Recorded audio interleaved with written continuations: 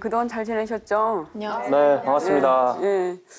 지난 시간에 전염병이 인류 역사에 미치는 영향에 대해서 공부를 했는데 어떻게 좀 기억에 나는 것들이 있어요?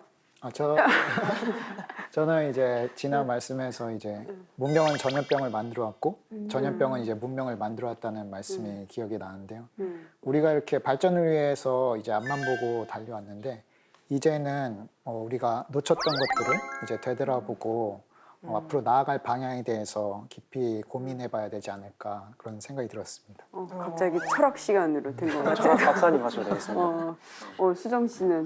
네, 저는 뭐 유럽 사람들이 마스크 잘 안 썼잖아요. 코로나 되게 유행하는데. 네, 그런 이유가 뭐 이제 거긴 테러도 많이 일어나고 마스크 쓰면 뭐 중환자 취급을 한다, 막 그런 문화가 있다는 거를 알게 돼서 우리나라랑 되게 다르구나, 문화가. 맞아. 그런 걸 느꼈어요. 그걸 보면 우리나라가 정말 이렇게 살기 편하고 좋은 나라인 거는 확실한 것 같아요. 네. 우리나라 좋은 나라. 네, 저도 생각을 해보니까 그동안 우리가 이제 우러러보고 네. 쫓아가려고 했던 그런 선진국들이 과연 지금 오늘날 이 코로나 이후로 보니까 과연 선진국을 결정하는 그런 가치 기준이 뭔가 다시 한번 생각해보게 되거든요. 맞아. 하긴 모든 이렇게 많은 것이 참 인식이라든가 이제 그런 게 많이 바뀌게 되는 이제 그런 시간이었던 것 같아요. 실제로 이제 아까 지난번에 보여주셨던 그 코로나 발생 이후부터 몇 개월간의 미세먼지 측정을 봤을 때 굉장히 현저하게 많이 줄어들고 하늘이 이제 맑아졌다는 얘기를 듣고 확실히 이제 코로나 역설이라는 거를 이제 몸으로 또 그래프로 또 확인하게 되는 또 시간이었던 것 같아요. 최근에 정말 맑은 하늘을 정말 오랜만에 거의 매일매일 보는 정말 좋은 것 같아요. 네, 너무 좋아요. 팬데믹이 많은 희생과 이런 파괴를 가져왔긴 한데 또 그 팬데믹을 통해 가지고 우리 인류가 어떤 교훈을 배우는 것 같아요. 네, 맞아요. 그래서 이제 오늘은 조금 더 이제 구체적으로 전염병이 인류 역사를 어떻게 바꿨는가에 대해서 이제 더 이제 설명을 좀 해주실 것 같거든요. 그래서 어떻게 한다? 좀 더 집중을 해야겠죠? 그렇죠. 예. 기대되죠. 그러면 이제 교수님을 모셔볼까요? 교수님 나와주세요.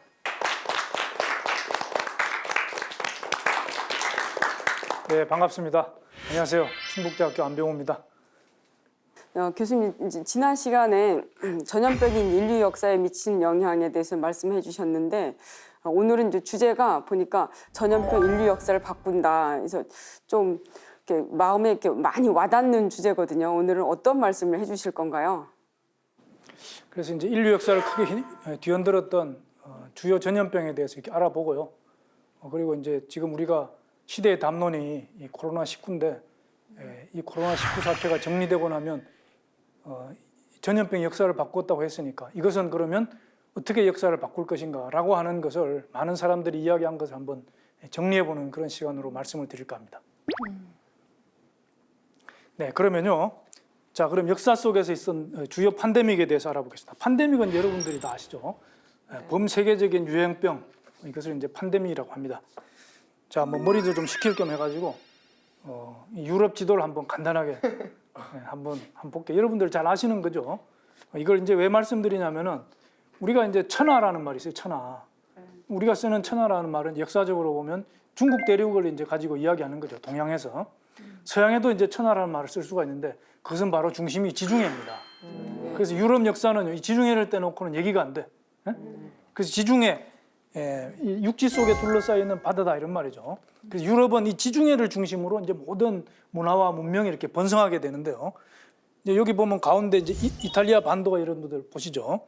이탈리아 반도가 있고 이제 그 오른쪽에 여기 보면 이제 그 맨 오른쪽에 흑해가 있고요. 흑해가 있고 여기 이제 좁은 해협이 있는데 여기 다 이제 다 물길이 다 있습니다. 사실은 이렇게 저배율로 보면 다 붙어 있는 것 같지만 다 갈라져 있어요. 그래서 이쪽 이 큰 이게 반도가 있는데 이걸 이제 발칸 반도라고 그러고 다 들어보셨죠? 네. 그리고 이제 이게 소아시아 반도고요. 여기 이제 레바논, 시리아 지역이고요. 이스라엘. 그리고 여기가 이제 북부 아프리카입니다. 그러니까 유럽은 이 서부 유럽과 그죠? 남부 유럽, 동부 유럽, 아시아, 아프리카 이런 그 여러 지역으로 이렇게 구성되어 있는 거라는 거죠. 그래서 우리가 뭐 이제 보통 보면 에게해다. 그러면 이 그리스 앞바다를 이제 에게해라고 그래요. 여기 터키하고 그리스 사이, 그죠? 근데 여기 터키도 원래는 다 이제 그리스 땅이었습니다. 나중에 이제 이것이 투르크인일로 진출하면서 이게 다 뺏기게 되는 거죠. 그래서 여기 이제 많은 섬들이 있고 그 유명한 크레타 섬이 이제 여기 있고요. 그래서 여기 보면 이제 여기 오른쪽에 흑해라고 또 큰 그 바다가 또 있습니다. 흑해. 그래서 이제 우리가 알고 있는 뭐 다뉴브 강이라든지 뭐 돈강이라든지 뭐 드니에스트 강 이런 큰 강들이요.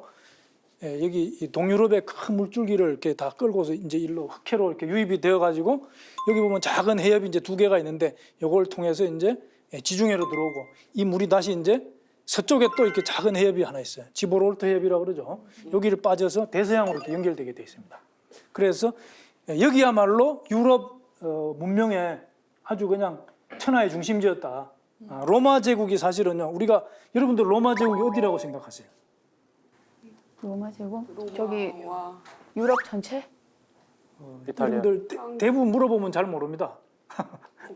시대에 따라서 약간씩 다르지만 여기 이제 지중해 연안을 따라서 이제 이렇게 동그랗게 이렇게 선을 그으면은요. 여기 로마 제국이에요. 네. 아프리카까지. 아주 넓을 때는 그렇게 다 차지하고 있었습니다. 재밌는 건 여기 이제 흑해라는 게 있죠. 그리고 요 위에 보면 또 아조프해라고 하는 또 바다가 또 있습니다. 그리고 흑해 가운데 여기 우크라이나 땅인데 크림반도가 있죠. 이제 이런 거를 이제 우리가 지리학적으로 조금 이렇게 감을 잡고 있어야 돼요. 근데 혹시 저 흑해가 있는데 왜 흑해라고 그러는지 아세요? 아니요. 물이 까마서 흑해인가? 모릅니다. 예. 이게 이제 투르크인들이 흑해라고 불렀다는 거야. 왜냐하면은 투르크인들이 볼 때 여기 터키 땅에 북쪽에 있으니까 북쪽이 오행으로 무슨 색깔이에요? 흑색입니다. 흑색이죠. 그죠? 근데 바다가 여기만 있는 게 아니고 이쪽도 있죠. 이쪽은 서쪽이죠. 그럼 서쪽은 색깔이 뭐야? 백해. 그죠? 여기는 백해라고 불렀어요. 오. 터키에서 그렇게 불렀습니다. 어. 그래서 그 투르크인들이 동방의 그런 오행 사상을 가지고 왔다. 그러니까 동방에서 왔다는 게 이제 분명한 거죠. 저런 말 속에. 지금 무슨 역사 강의하신 것 같아요. 네, 참고로 알아두세요. 아니 제가 저게 왜 흑해인가 궁금해서 찾아봤어요. 네, 궁금해서 저게 왜 흑해인가. 그래서 이제 이런 그 지도를 이제 크게 머릿속에 그려놓고 보면 이제 제가 말씀드릴 흑사병이라든지 이런 것들이 이제 조금 더 쉽게 와닿습니다. 자, 여러분들 제가 이제 미리 이것도 한번 물어보고 싶었는데 인류를 많이 죽게 한 질병의 순서입니다. 그죠? 우리가 알고 있는 에이즈 이게 놀랍게도 4위예요. 4위. 이게 생긴 지 얼마 안 되거든요. 한 4천만 명 죽었다는 거예요. 저 질병 때문에. 네. 그리고 세 번째가 우리가 잘 알고 있는 스페인 독감. 이게 이제 5천만에서 한 1억 명 정도 죽었다고 그래요. 이건 이제 좀 크게 잡은 거고 좁게 보는 사람은 이제 이거 반 정도로 보기도 하는데 사실 정확한 통계는요 알 수가 없습니다. 이거 왜 스페인 독감이라고 하는지 아세요? 스페인이 그거를 이제 잘 다뤄서 그런 거 아닌가요? 1차 대전 중에 이제 발생한 거죠. 1차 대전 중에 발생한 건데 스페인은 중립국이었기 때문에 참전 안 했습니다. 근데 이제 전쟁터에서 저런 전염병이 돌면은 이게 어떻게 되겠습니까? 적군한테는 기밀이에요, 아니에요? 기밀이죠. 1급 기밀이죠. 그러니까 참전국은 전부 입 닫고 있었는데 스페인이 철없이 보도를 한 겁니다. 그래서 스페인 독감이라고 부르는 거죠. 사실은 미군 병사들부터 이렇게 시작됐다 그래요. 거기에 대한 설도 여러 가지가 있습니다. 전쟁에 이렇게 동원되었던 중국인들이 이렇게 와가지고 노동자들이 와가지고 그 사람들이 퍼뜨렸다 이런 설도 있어요. 이런 설도. 자, 이 스페인 독감이 이제 3위고요. 그 다음에 이제 이 유명한 흑사병, 그죠? 이게 이제 7,500만에서 2억 명. 이게 뭐 이제 통계가 이제 좀 약간 이제 범위가 크죠. 그만큼 이제 부정확한 게 사실은 있는 거죠. 옛날에 뭐 누가 몇 명 죽었는지 다 기록하지 않고 그냥 대략적인 이제 추정치니까 이렇게 범위가 넓다는 거고요. 그러나 최소한 7,500만 명 이상은 죽었다 이렇게 봐야겠죠. 그 다음에 이제 가장 많이 인류를 죽인 질병은 바로 천연두입니다. 이 천연두, 그죠? 이 스몰폭스라고 그래, 스몰폭스. 왜 스몰자가 붙었을까요?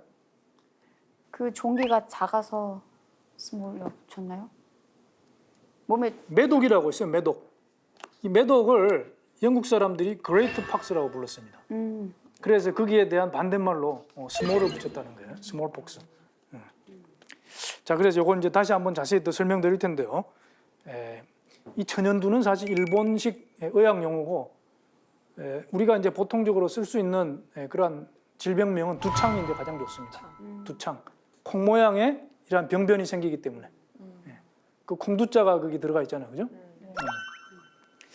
자, 그래서 역사적으로 이제 유명한 이러한 전염병을 살펴보면 이제 맨 먼저 나오는 게 아테네 역병입니다. 아테네 역병. 이게 이제 서기전 430년경에 이렇게 발발을 했다. 그래서 죽은 사람 수가 최대한 10만 명 정도 된다. 이제 아주 고대 그 서양의 이제 고대 시대죠. 그죠?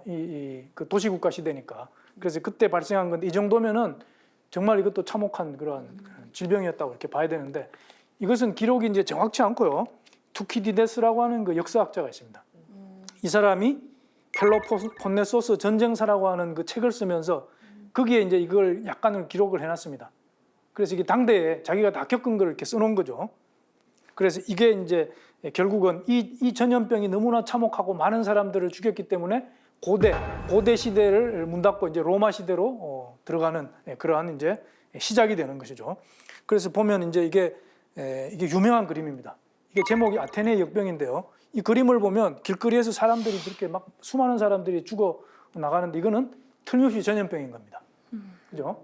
그런데 이제 그 이름을 잘 모르니까 아테네 역병이다 이렇게 이야기를 했는데 주요 증상은 뭐 이와 같습니다. 열이 나고 안구 충혈, 뭐 염증, 뭐 이렇게 쭉 이렇게 나가고요. 끝에 보면 이제 뭐 갈증, 불면증, 설사 이제 여러 가지 증상들이 있는데요. 이게 이제 투키디데스가 써놓은 그 책에 그렇게 나와 있는 것이죠. 그래서 많은 의학 전문가들이 저 병이 도대체 무엇일까 연구를 했는데 잘 몰랐어요. 그랬다가 1999년에 드디어 이렇게 이거를 정했습니다. 이건 티푸스다. 티푸스. 이 티푸스라는 병은 이제 보통 발진 티푸스다. 우리말로는 그렇게 하는데요. 영어로는 이제 그냥 티푸스입니다. 그래서 보면은 전쟁과 궁핍의 시기에 심하게 이 병이 들이닥쳤다. 그죠? 20%의 치사율을 보였고 감염 후 7일 만에 죽었으면 이런 기록이 쭉 있는 거야. 그죠? 그래서 이걸 보고서 이러한 조건을 만족하는 것은 티푸스다. 내가 볼 때 중요한 것은 뭐야? 전쟁과 궁핍의 시기에 심하게 들이닥쳤다. 사실은 저겁니다.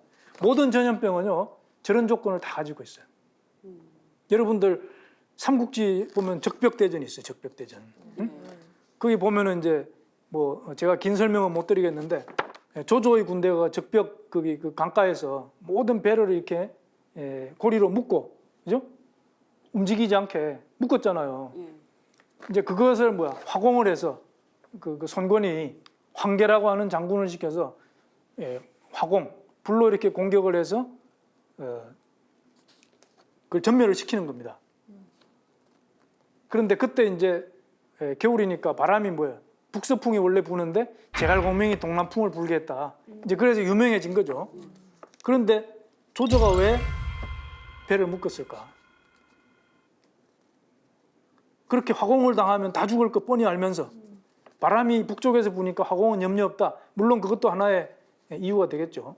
그런데 중요한 것은 이 북쪽에서 내려온 조조의 군대가 수많은 병사들이 이질에 걸려서 설사하고 병력이 현저하게 약화됐다는 겁니다.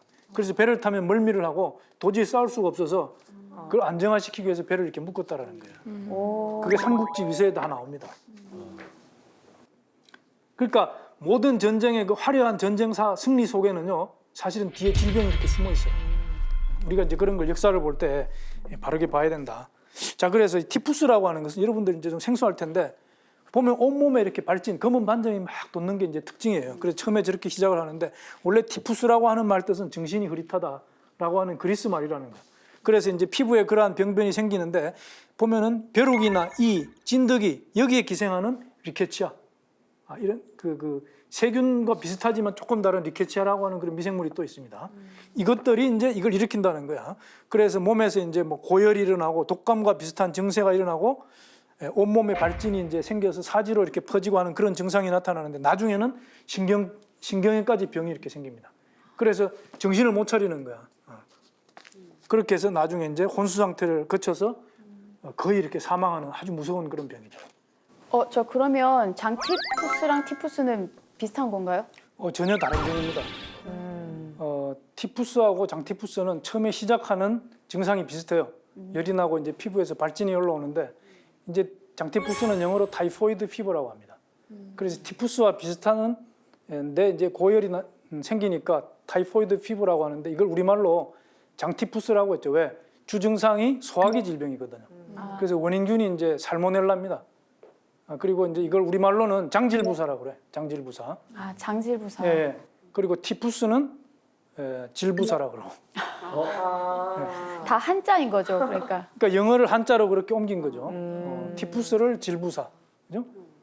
타이포이드 피버는 장티푸스. 이렇게. 전혀 다른 병입니다. 그럼 지금은 티푸스는 박멸이 된 병인가요? 완전 박멸은 안 됐어요. 왜냐하면은 WHO에 보고되는 게 매년 한 1,500명은 된다고 하니까. 그런데 이제 이게 보면은 뭐 쥐가 옮기는 벼룩이라든지 뭐 뭐 찐득이 이런 걸 통해서 이 리케치아가 전파가 되기 때문에 주로 이제 환경 위생이 불량한 그런 가난한 나라들이 이렇게 발생을 하고요.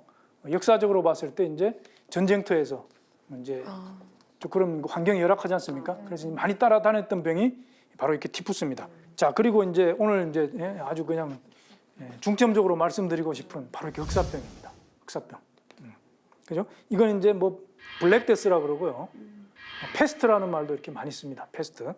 그리고 이제 플레이그는 원래 역병이란 뜻인데 좁은 의미로 쓰면 이제 이것도 흑사병이에요. 이것도. 자, 그래서 역사상 아주 가장 치명적인 질병이 바로 이렇게 팬데믹이 바로 흑사병이다. 그렇게 이야기를 할 수 있고요. 그래서 이것은 유라시아와 북아프리카에서 총 7,500만 내지 2억 명이 이렇게 희생되었다. 그런 기록이 있습니다. 그리고 이것은 세균인데요.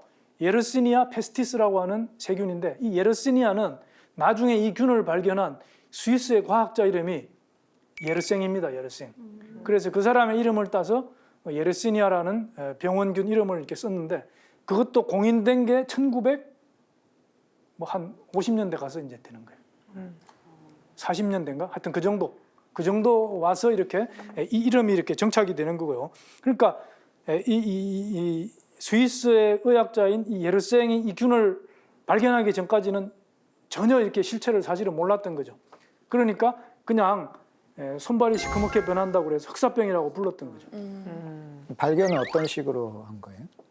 미생물학이 발전하면서 이 원인체를 이제 환자에서 분리를 해서 이것이 이제 이 병을 일으키는 거다라고 하는 것이 이제 과학적으로 밝혀지게 된 거죠.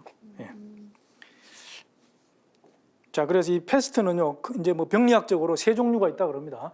폐혈성 패스트가 있고, 그다음에 폐패스트가 있고, 선패스트가 있는데 이제 대개 뭐 가장 많이 이렇게 죽은 것은 일반적인 패스트는 선패스트다.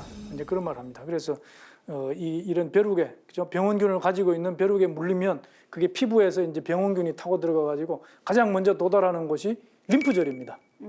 그래서 림프절에서 이 균들이 증식을 하면서 림프절이 막 부어요. 그러면 이제 거기에 이제 환웅이 생기고 이제 하겠죠. 이제 그걸 이제 선패스트다 이렇게 이야기를 합니다. 그래서 이것이 1890년 이후에 그 실체가 이렇게 알려지게 되었다. 자, 이게 그림을 보면은 자, 이게 바로 벼룩? 네, 벼룩입니다. 벼룩. 보면 손가락이 이제 저렇게 새카매지는데 사지 말단부에 이렇게 까맣게 변하는 거. 이걸 이제 뭐 병리학 용어로는 궤저라 그럽니다. 궤저.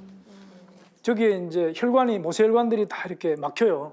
이 세균 때문에. 그러면 혈액 공급이 안 돼서 저기 세포들이 이렇게 다 죽습니다. 그러면 그 부분에 이제 출혈이 일어나 가지고 저렇게 감게 변해요. 그러면 저 정도 이렇게 말단에 괴사가 일어날 정도가 되면은 사망할 수밖에 없는 건가요? 요즘 같으면 치료가 됩니다. 근데 옛날에는 방법이 없기 때문에 뭐 거의 죽는다고 봐야죠. 아니 이제 까만 부분은요 회복이 안 돼요. 세포가 다 죽었기 때문에.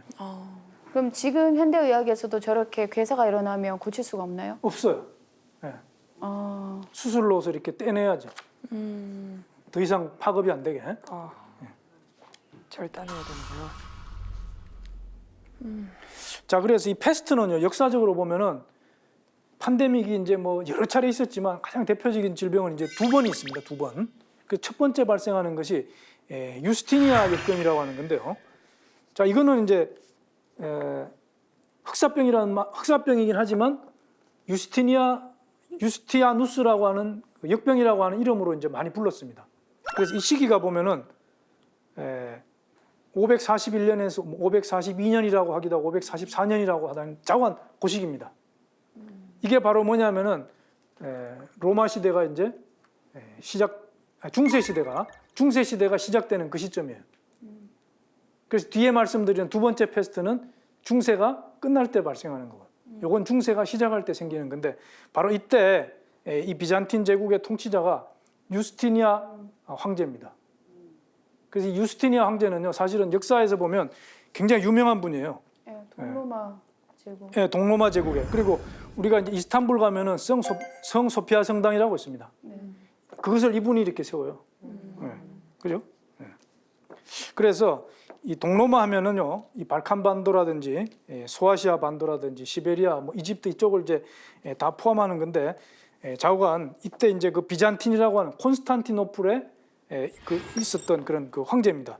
그래서 이것이 보면은 이제 뭐 한 이 뒤로도 여러 차례 발생하는데, 이 기간 동안에 굉장히 여러 번 이렇게 15 내지 17회 정도 이렇게 발생했다 그러고, 이 콘스탄티노플에서 매일 죽은 사람이요 5천에서 1만 명이라는 겁니다.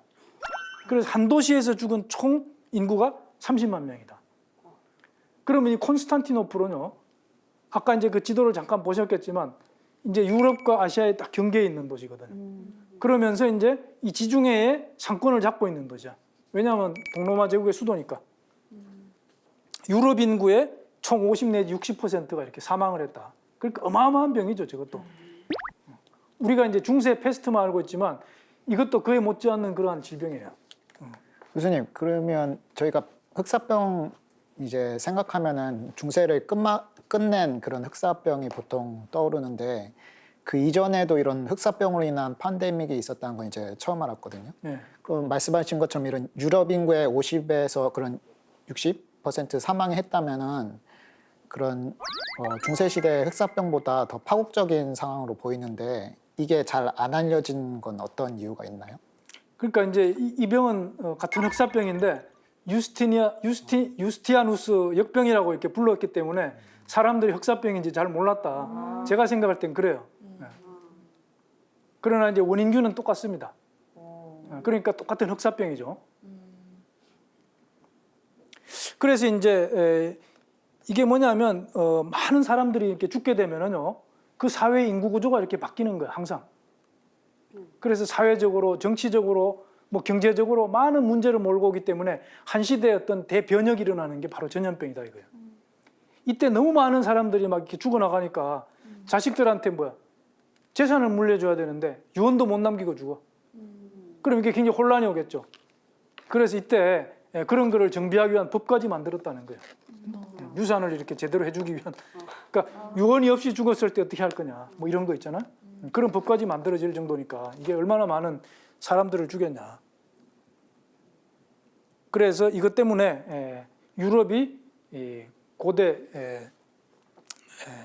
그 로마 시대를 문 닫고 중세 시대로, 우리가 중세 시대 하면은요 약 한 6세기부터 16세기까지 1000년 정도를 이제 보통 이야기를 해요. 그래서 이때 이제 로마 시대가 그러니까 이제 여기서 말하는 로마 시대는 서로마 시대입니다. 서로마 시대가 끝나고 동로마 시대가 사실은 뭐야, 1000년간 또 가죠. 그래서 그 동로마가 완전히 문 닫을 때 중세가 망했다 이렇게 이야기를 합니다. 그래서 여기서 결론적으로 중세가 시작될 때 패스트로 시작했고, 그죠? 중세가 문 닫는 것도 패스트로 문 닫게 된다라고 하는 그런, 그죠? 자, 그래서요 이 그림은요 제목이 죽음의 승리입니다. 죽음이 이겼다 이거야. 그래서 너무나 여기 보면 다 죽었어요, 그죠? 너무나 많은 사람들이 이렇게 패스트로 이렇게 죽기 때문에 사회적으로 대격변이 일어나고, 또 이제 이렇게 민심이 흉흉하게 되면은요 아무 죄 없는 길 가는 사람을 막 그냥 막 죽이고 그런 테러가 막 발생합니다. 자, 다음으로 이제 말하는 게 바로 이제 중세 유럽의 흑사병입니다. 중세가 거의 말기에 왔을 때 보면 이제 역사상 최악의 살인마다 이런 별명이 붙어 있어요. 이것은요 1347년부터 1351년까지 한 5년 정도 되는 기간 동안에 발생한 거고, 이 기간 동안에 유럽 인구의 3분의 1이 사망했고 총 한 2,500만 명이 죽었다라는 거예요. 2,500만 명 상상이 가요? 상상이 안 갑니다. 우리나라 인구의 절반. 사람들을 그냥 아무데나 땅 파고 망묻었습니다. 그래서 이거는 이제 시작이요. 흑해, 아까 제가 블랙시, 그죠? 흑해를 이야기했죠. 거기에 이제 크림반도가 있는데 그 크림반도의 항구 도시 카파라고 하는 곳에서 시작이 되는데요. 이게 바로 1346년에 그 킵차크 항구 알죠? 몽골 제국의 그 당시 몽골 제국이 전 세계를 제패할 때니까 그때 이제 그 뭐 신화국가 정도 되는 그런 킵차크 항국에서 제후국가 정도 여기를 이렇게 침입을 합니다. 그렇게 해서 그때 이제 그 군대를 통해서 역사병이 들어와요. 자, 보면 이게 중국 대륙이죠. 그럼 이 아래쪽에 이게 보면 여기가 대리국이라고 있는데 이게 바로 운남성이에요. 그래서 원래 패스트는 이 운남성의 풍토병이었다라는 겁니다. 그래서 이게 몽케라고 하는 그 몽골의 황제가 이 송나라를 이렇게 집어삼키려고 침공했다가 패스트 때문에 후퇴를 하게 됩니다. 그래서 베이징으로 갔는데 이 당시에 이제 지구에 어떤 그 기후 대변화가 와가지고 상당히 그 저온 상태, 기후가 이렇게 낮았대요. 그래서 전염병이 이렇게 굉장히 창궐하게 되면서 베이징에도 많은 사람들이 감염되어 죽고요. 그러면서 이제 이 군대를 따라서 서쪽으로 이렇게 이동을 하면서 이게 전파가 되었다라는 거죠. 그래서 이게 몽케 황제의 그림이고요. 그래서 이제 이 킵차크 한국의 그 야니백이라고 하는 그 지도자가 바로 이제 이 크림반도에 보면 여기 항구 도시 카파라고 있습니다. 여기 와가지고 이제 공격을 하는데 그 군대가 이 패스트 병에 걸려가지고 전력이 떨어지니까 이걸 제대로 이렇게 공격을 할 수가 없어요. 그래가지고 그 병에 걸려 죽은 사람의 시신을 성 안으로 집어 던집니다. 네, 바로 이런 기계를 이용해서 이게 박석기거든요. 박석기, 그죠? 이게 돌을 날리는데 시체를 그냥 이렇게 날렸어요. 그러니까 이게 무슨 말이냐면은 이게 이게 생물학 무기죠, 사실. 세균전. 그러니까 이게 병 걸린 사람을 일로 집어 던지면 저 사람도 걸린다라는 걸 아는 거예요. 이 안에 뭔가가 병을 일으키는 게 있다라고 하는 그게 있으니까 저런 걸 하는 거죠. 그죠? 이게 사실은 그런 의미를 갖고 있습니다. 그렇게 해서 이제 여기서 이렇게 공격을 했죠. 그죠? 그래서 이제 다 물러가고 여기에는 이제 그 성 안에 던진 그 패스트 그 병균이 이제 쫙 퍼졌으니까 그게 이제 그 안에 살던 사람들한테 이렇게 다 감염이 되고요. 사실 여기는 뭐냐면 흑해 안에도 중요한 항구 도시였습니다. 이 항구 도시라는 거는요, 그 당시에는 아주 무역에 있어서 가장 중요한 곳이에요. 무역. 옛날에도 그 무역이 굉장히 활발했거든요. 그래서 여기서 배를 타고 이 상인들이 어디로 오냐면은 여기가 바로 이스탄불이야. 네? 여기 좁은 해협을 타고 이렇게 해가지고 지중해를 이렇게 들어오는 거거든요. 그죠? 그래서 여기서 이제 이스탄불에 걸려가지고 이스탄불에서 많은 사람들이 이렇게 감염이 됩니다. 네. 유럽 인구의 3분의 1이 죽고 2,500만이 죽고 이것 때문에 어떻게 돼요? 자, 보세요. 이건 1665년에 영국에서 생긴 건데 이게 이제 10만 명을 죽였다라고 하는 그런 그걸 나타내는 그림이고요. 이게 이제 나중에 이제 영국에서 발견된, 그죠? 당시 죽었던 사람들의 유골입니다. 유골. 그래서 이 유골에서 이게 DNA를 뽑아가지고 검사를 했더니 패스트균의 DNA가 나오는 겁니다. 자, 마찬가지입니다. 그죠? 여기는 아까는 뭐 무덤 같은 모습도 좀 있었지만 여기는 그냥 아주 무질서하게 이렇게 유골들이 이렇게 뒹굴고 있는 그런 모습이죠. 과거 이런 중세 시대라든지 이때 동서양의 교류가 굉장히 활발했다는 걸 이제 우리가 알 수가 있습니다. 그게 이제 우리가 오늘날 알고 있는 바로 이렇게 실크로드죠. 그래서 여기 보면은 이제 중국 장안에서 이렇게 시작이 되어가지고 여러 루트가 있죠, 그죠? 이 파미르 고원의 북쪽, 이 타클라마칸 사막이 이제 여기 이렇게 있는데 여기에 여러 곳을 이렇게 루트를 통해서 결국은 뭐 아라비아를 거쳐서 저렇게 유럽까지 이렇게 가는 겁니다. 이게 장장 한 6,400km 정도 된대요. 그러면 이제 저런 길을 통해서 여기에서 많이 나는 값싼 물건을 저쪽으로 가서 비싸게 파는 거죠. 주로 여기서 뭐가 나겠습니까? 비단. 그렇죠, 비단. 그래서 이름이 실크로드예요. 실크로드. 그런데 저러한 교역로를 따라서 이러한 질병이 쉽게 퍼지게 되었다라고 하는 거죠. 자, 그런데 이런 실크로드 말고요, 이 북쪽, 그죠? 이 실크로드는 아까 이쪽으로 이렇게 있었는데 이 북쪽으로 이렇게 보면 색깔이 전혀 다른 부분이 있죠. 이걸 이제 우리가 유라시안 스텝 지역이라고 그래요. 스텝 벨트라고 그럽니다. 이 스텝이 뭐냐면 초원지대. 산이 없고 아주 낮은 풀만, 그죠? 이렇게 쭉 있는 이 대평원이 저렇게 넓은 지역에 걸쳐 펼쳐져 있어요. 그러니까 북방 유목민들의 활무대죠, 저기가 바로. 그래서 저런 실크로드도 있고 저런 북방의 스텝벨트도 이렇게 있기 때문에 이런 것들이 전부 동서양이 이렇게 소통이 되는 그러한 그 루트로서 굉장히 중요한 역할을 했고 그런 것들이 다 질병을 퍼뜨렸단 말이야. 자, 이 그림은 여러분들 많이 익숙하죠? 흑사병 의사. 네, 흑사병 의사입니다. 흑사병을 치료할 때 저런 모습을 이렇게 했다는 거예요. 재밌습니다, 아주. 굉장히 괴물 같죠? 저 왜 저렇게 했을까요? 이렇게 균을 막으려고. 감염을 막으려고. 비슷한데 조금 틀려요. 마스크 쓰기 싫으니까 복면을 쓰고 까마귀 복면. 저 때는요, 세균이라는 걸 몰랐어요, 그죠? 세균은 19세기 후반에 나오잖아. 그래서 나쁜 냄새, 그죠? 미아즈마라고 그래, 미아즈마. 그 미아즈마가 병을 일으킨다 생각한 겁니다. 그래서 그 미아즈마를 막기 위해서 이렇게 새부리처럼 이렇게 튀어나온 이런 마스크를 쓰고 그 안에는 뭐야? 방향제를 넣었다는 거야. 좋은 향기 나게. 그렇게 해서 저런 옷을 입고 이렇게 의사가 환자의 그 피를 이렇게 막 사열하면서 그렇게 하면 치료가 될 줄 알고 이렇게 했다는 거예요. 그런데 피를 뽑으면 사실은 그 환자가 더 빨리 죽을 뿐만 아니라 그 피를 통해서 다른 사람한테 감염도 더 쉽게 되겠죠. 그런데 왜 사혈을 했는데요? 그 피를 뽑아야지 뭐 이렇게 치료가 된다라고 생각을 했겠죠, 그때. 뭔가 효과는 있었나요? 뭐 없겠죠. 그런데 이제 아무것도 안 한 것보다는 난데 사실은 이게 뭐 호흡기를 통해서 감염되는 병이 아니니까 실제로 뭐 거의 없다고 봐야죠. 접촉으로 감염되는 거야, 접촉.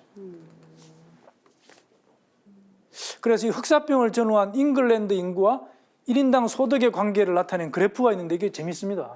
그죠? 여기에 흑사병이 딱 발생했죠.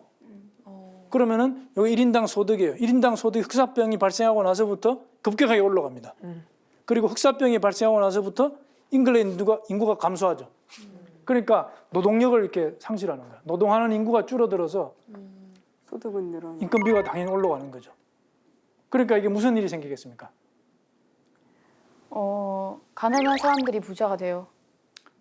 부자가 망한다는 거야. 아, 부자가 망한다. 왜냐하면은 부자가 저기 농노, 그죠? 농사를 이렇게 시키는 그런 노예를, 뭐 노비죠. 노비들한테 월급을 주고 일을 시켜야 되는데 다 줄 거 없어. 그러니까 인건비가 뛸 거 아니에요, 당연히. 그러니까 전에 100원 주던 거를 뭐 400원, 500원 줘야 되니까 이거 어떻게 감당합니까? 농사지은 수확물 가지고는 감당이 안 되는 거죠. 그래서 부의 재분배가 일어나는 겁니다. 그러면서 이게 지배계층이 무너지기 시작하는 거예요. 그래서 중세가 이제 망하게 된다는 거죠. 농노가 많이 죽고 노동력이 부족하고 임금이 상승되고 그러니까 농노들의 신분이 그냥 노비가 아니고요.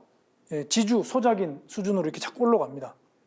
그래서 이것 때문에 자본주의가 시작되는 깃털이 마련됐다는 겁니다. 기가 막힌 이야기죠.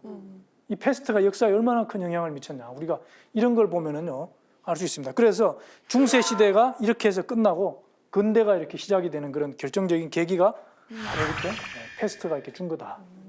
교수님, 그러면 팬데믹의 충격이 크면 클수록 인류 역사의 방향이 바뀌는 그런 것도 그게 훨씬 크다고 강하죠. 할 수 있는 그렇죠. 거네요. 왜냐하면 사람들이 많이 죽으니까. 그리고 보면은 인구 구조가 막 바뀌어요. 예를 들어서 뭐 스페인 독감 때 젊은 사람들이 많이 죽었거든요. 그리고 일하는 사람들이 죽게 되니까 어떻게 됩니까? 세계 경제가 침체되죠. 그래서 우리는 뭐 미국에서 온 대공황만 생각하는데 1차 대전 이후에도 그런 경제공황이 많이 있었습니다. 그런 것들이 이제 이 사회에 보이지 않는 그런 많은 변혁을 초래하는 것이고요. 그래서 제가 이제 마지막에 말씀드릴 게 코로나 사태도 그런 걸 다 대비를 해야 된다는 겁니다. 자, 그리고 이제 마지막으로 살펴볼 게 이제 천연두죠. 이 천연두는 이제 스몰폭스라 그러고요. 이게 이제 마마라 그래, 마마. 마마. 맞습니다. 그거예요. 그거와 똑같아요. 근데 왜 마마죠? 마라는 게요. 극존칭이야, 극존칭. 상간마마 할 때 맞자가. 그래서 이것을 일으키는 신이 있다.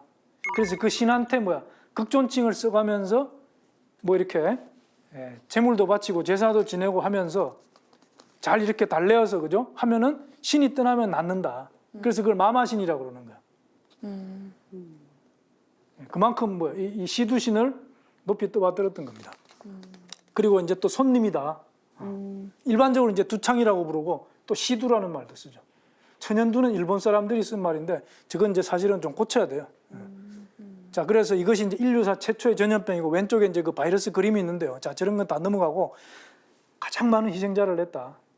천연두 빼고 전염병을 이야기할 수가 없어요. 그러면서도 인류가 정복한 유일한 전염병이죠. 인류가 정복을 했어요. 사람의 전염병 중에. 지금 왜 정복이 됐을까요? 종두법. 그렇죠. 백신이 나오면서. 그죠? 근데 백신이 있는 질병이 많은데 왜 저것만 정복됐죠?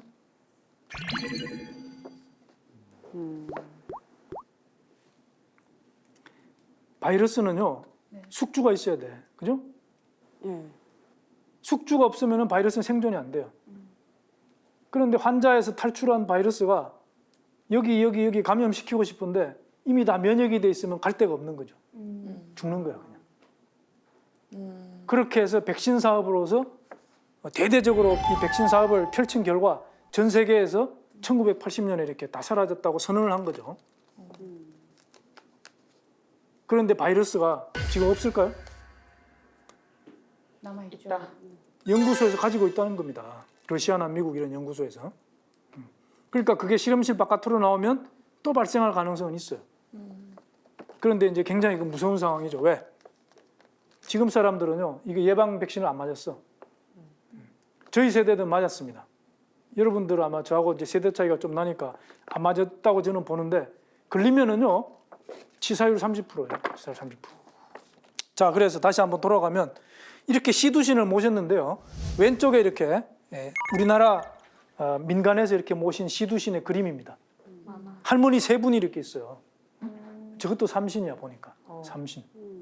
그리고 우리나라만 있는 게 아닙니다. 가운데 있는 것은요, 아프리카 그 요르바족인가 하는 그 종족이 이렇게 받들어 모셨던 소포나 신이고요. 소포나 신 이름이 소포나입니다. 그리고 인도에서 섬겼던 시탈라마타. 우리도 그렇고 여기도 그렇고 다 여신이에요, 여신. 시두를 일으키는 것은 여신이다. 이런 전통이 있는 거죠. 마마. 보면 이제 이게 미라죠. 이집트의 그 람세스 5세 미라입니다. 이게 이제 서기전 12세기 유물이거든요. 그러니까 그때도 뭐야, 피부를 잘 보면은 곰보 이게 두창을 앓았던 흔적이 이렇게 남아 있는 겁니다. 이것이 이제 뭐야, 최초의 그런 시두 환자라는 거예요. 이게. 그러니까 이제 람세스 5세 하면 왕 아닙니까, 그죠? 그러니까 왕이고 뭐고 구분 없이 평민이고 많은 사람들을 이렇게 무차별적으로 죽인 게 바로 이 두창이라는 겁니다. 뭐 루이 15세도 이걸로 죽었고요. 뭐 이거 말고도 수많은 그런 제왕들이 여기에 당했어요. 자, 안토니우스 역병이라고 있습니다. 이것도 천연두예요. 이건 이제 갈렌이라고 하는 사람이 이렇게 잘 글을 정리해 놨기 때문에 또 갈렌 역병이다. 그렇게 얘기를 하는데 이 안토니우스는 바로 마르쿠스 아우렐리우스 안토니우스 그 로마 황제입니다. 근데 이때 이제 로마 황제가 둘이었어요. 동시에. 되게 좀 특이한 케이스죠. 그래서 이복 형제가 둘이가 왕이었는데요. 자, 이때 페르시아와의 전쟁에서 기원한 군인들에서 이게 발생을 한 겁니다. 그래서 이게 하루에 2,000명 이상 이렇게 사망을 했고 총 치사율은 25%. 총 500만 명이 사망했다. 그러니까 이것도 뭐야? 이 로마에 어마어마한 그 영향을 줬겠죠. 그죠? 사회적으로, 정치적으로. 그리고 이복형 루키우스 베루스라고 하는 황제가 둘이었다 그랬죠. 그 이복형이 죽습니다.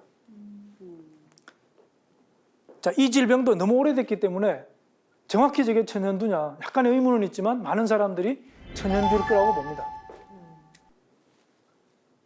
그리고 이제 이때 항상 로마 제국은 뭐냐면은 이 북쪽에서 게르만족, 고트족이라고 그래. 끊임없이 남진을 하면서 막 괴롭히거든요. 그래서 이게 이 안토니우스 마르쿠스 아우레올리우스 황제가 군대를 거느리고 그거를 이제 잘 막고 있었는데 이 천연두가 오면서 힘이 많이 약해진 겁니다. 그래서 게르만 민족이 본격적으로 남진하게 된 계기가 되는 거죠. 이 게르만 민족 때문에 나중에 뭐야, 서로마 제국이 멸망하는 거죠. 자, 한나라에도요 중국 한나라 알죠? 중국 한나라에도 천연두가 있습니다. 그런데 이 천연두가 로마로 간 거다. 최근 연구에 그런 게 또 있습니다. 물론 그것이 확실한 건 아니고 여기에 보면은 여기 있죠. 안토니우스 역병과 연관이 있다. 여기 장레이후라고 하는 학자가 호주 국적의 중국인 역사학자예요. 이 사람이 이제 이런 주장을 합니다. 저는 이제 굉장히 재밌게 봤는데, 자 그래서 중국에도 최초로 천연두 증상을 기록한 분이 가롱이라는 분이 있어요. 여러분들 포박자라고 하는 책 들어봤죠? 그 가롱입니다. 가롱.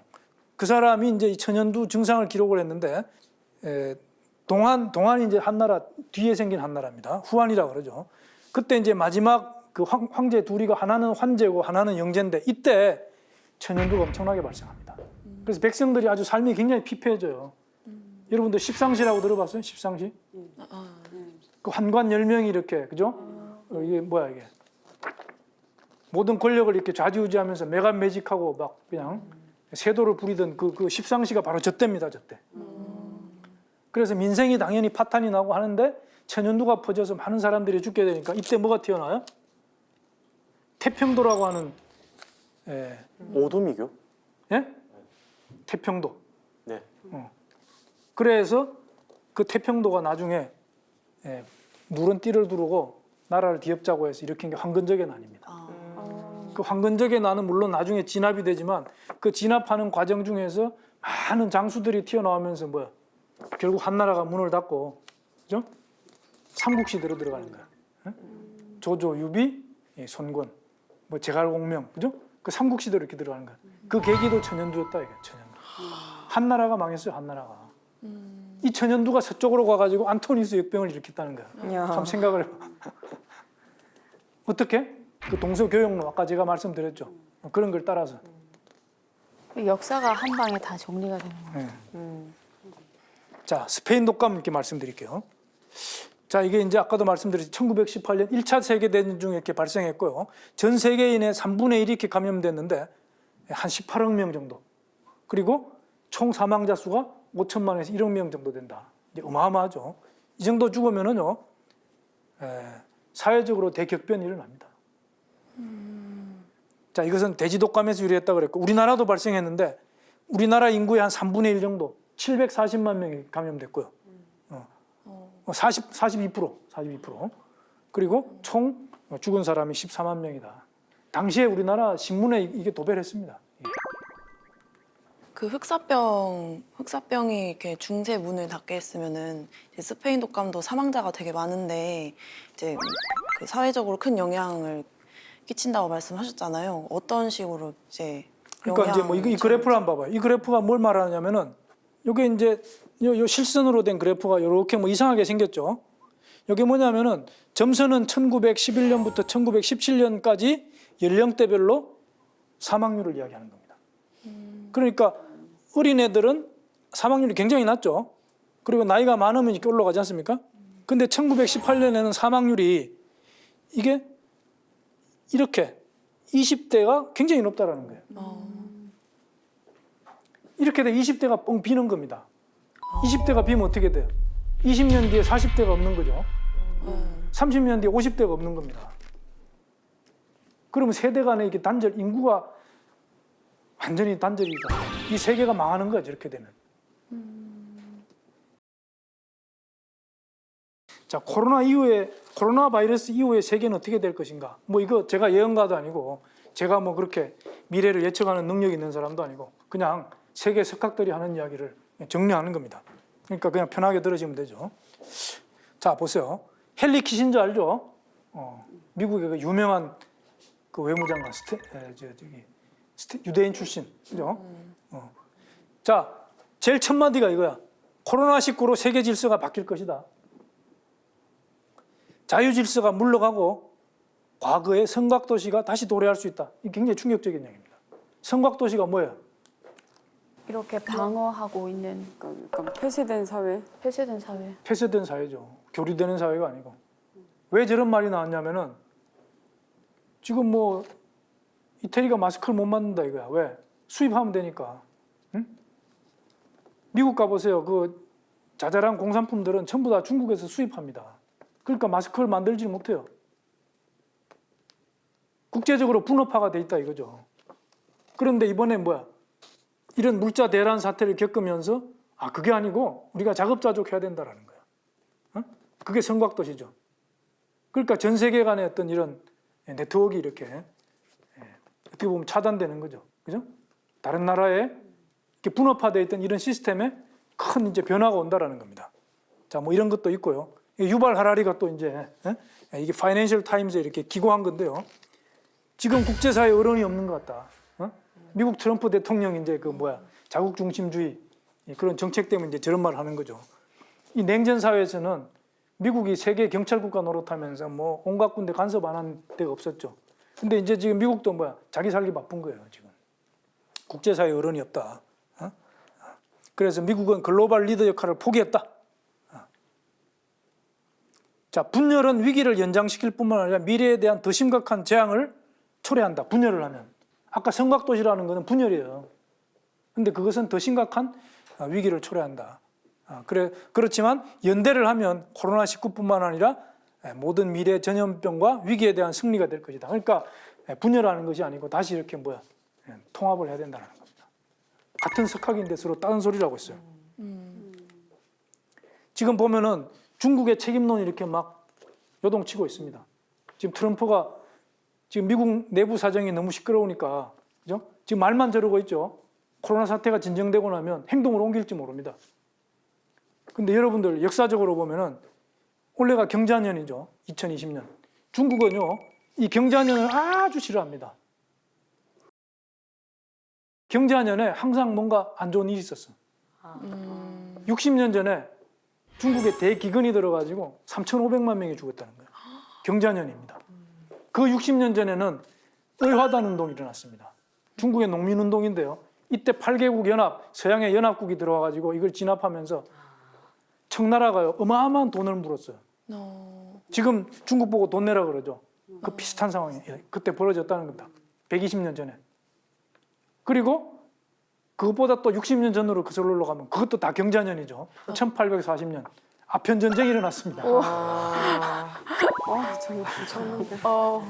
그러니까 우리가 뭐 너무 그런 걸 뭐 믿는 건 아니지만 이 경자년이라고 하는 때에 해필 이러한 그 대재앙이 중국에서 터졌고 중국 책임론이 이렇게 불거지게 되면 앞으로 중국이 굉장히 위기에 처한다. 제가 볼 때 공산당 정권이 흔들흔들 할 겁니다 아마. 그 정도로 큰 그런 파괴력을 가지고 있는 게 지금 이 코로나 사태예요. 지금 뭐 대세가 이렇게 진정되어 가는 것 같으니까 다시 옛날로 돌아갈 것 같은데 세계 정세는 그렇지 않습니다. 그런데 보면 이제 국제사회가 뉴노멀이 된다. 새로운 질서가 이제 노멀, 정상이 된다는 거고요. 이때 뭐야? 우리나라가 이렇게 옛날하고 달라졌다 이거야. 지금 이 그림은 이제 텅 빈 운동장이죠.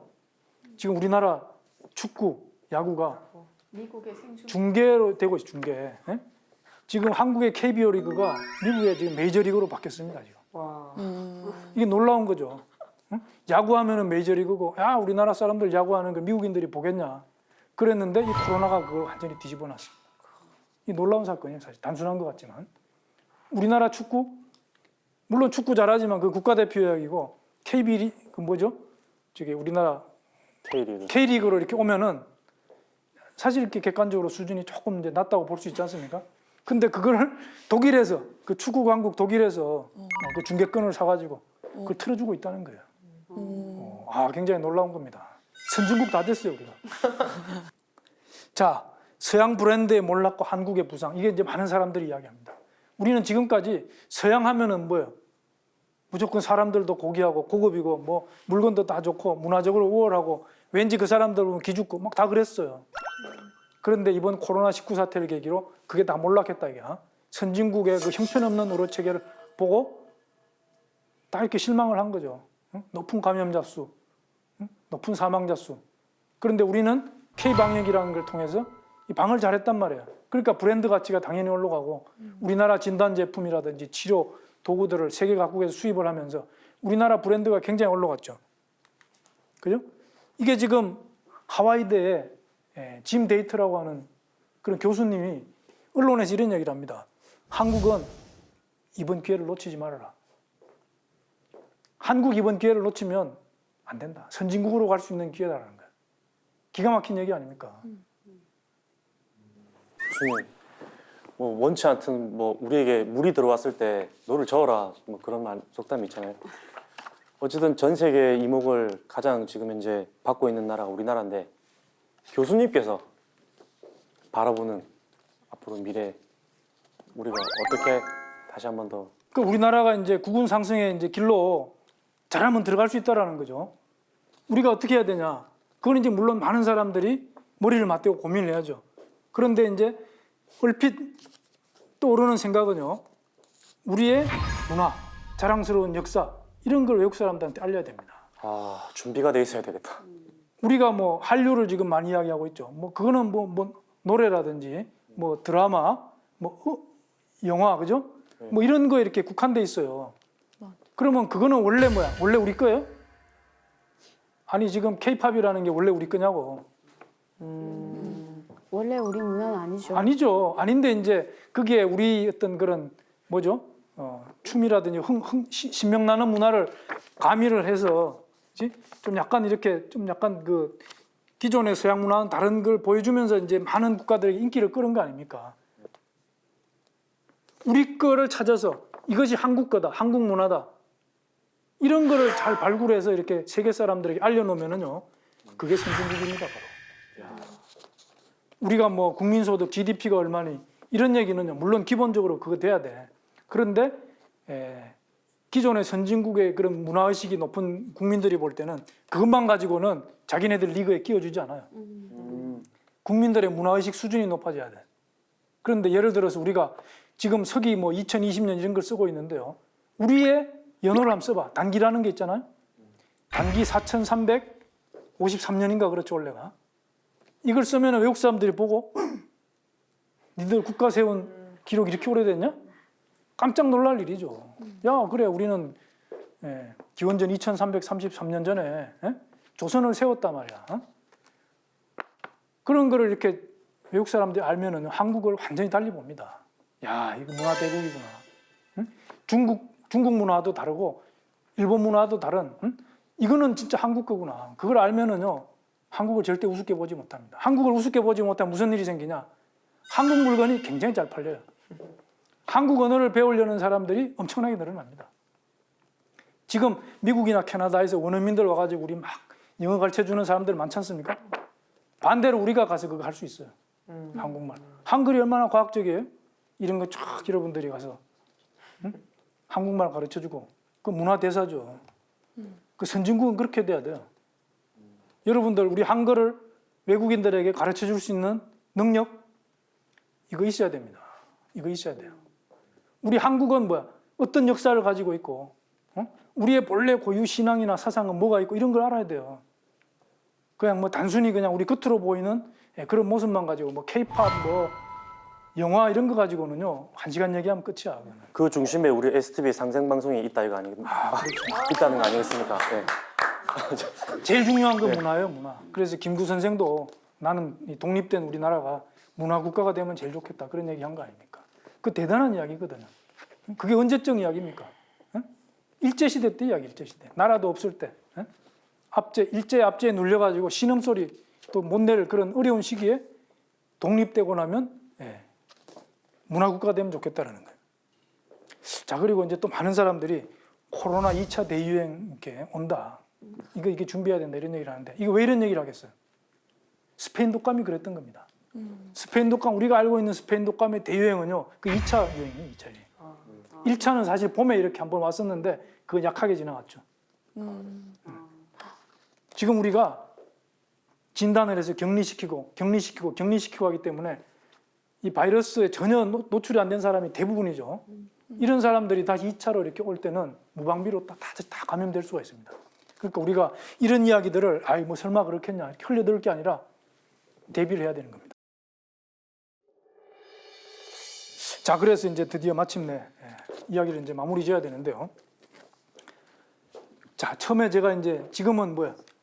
죽음을 이야기할 때다라고 하는 뉴욕타임즈 기사를 이렇게 소개를 해드렸는데 사실은 뭐야? 죽음을 이야기하지만 어떻게 하면 살 수 있는가? 우리가 이걸 이렇게 이야기를 해야 됩니다. 생존의 문제. 지금은 생존을 이렇게 이야기할 수 있어야 되고요. 자, 그래서 이 코로나 사태는 분명히 인류 역사를 이렇게 바꿉니다. 그래서 우리는 당연히 이렇게 생존 문제에 관심을 가져야 돼요. 그 생존은 나의 문제이고, 나의 가족의 문제이고, 내 이웃의 문제이고, 우리 모든 공동체들의 문제고, 우리 사회, 우리의 문제라는 겁니다. 이게 생존이라는 것만큼 이렇게 소중한 가치는 없어요. 새로운 시대가 열리는데 죽어버리면 어떻게 해요? 그죠? 그 시대를 새로운 뉴노멀의 시대를 이끌고 가려면은 우리가 앞으로 저런 2차 대유행이 닥칠 때, 그죠? 이거 말고 또 다른 대전염병이 또 올 수가 있습니다. 항상 대비를 철저히 하고 준비를 해야 우리가 밝은 세계를 이렇게 맞이할 수가 있습니다. 우리가 지금까지 전염병의 역사를 쭉 살펴봤는데 그 전염병 때문에 종말되진 않았죠. 종말이 왔으면 우리가 지금 이렇게 못하니까 분명히 다음 세계로 이렇게 넘어갑니다. 문제는 어떻게 넘어가냐? 그 고비가 문제인 것이죠. 그리고 그 다음 세계를 어떻게 끌고 가냐? 항상 대전염병이 유행할 때는 새로운 역사를 이렇게 넘어갔다라는 거예요. 우리가 옛날을 되돌아보면 미래를 알 수가 있는 겁니다. 그죠? 우리가 그런 걸 이렇게 꼭 염두에 두고 우리 오늘의 이 사태를 아주 엄중하게 바라보고 생존의 문제를 많은 고민을 해야 되지 않나 그런 생각을 하면서 오늘 말씀을 모두 마치겠습니다. 감사합니다.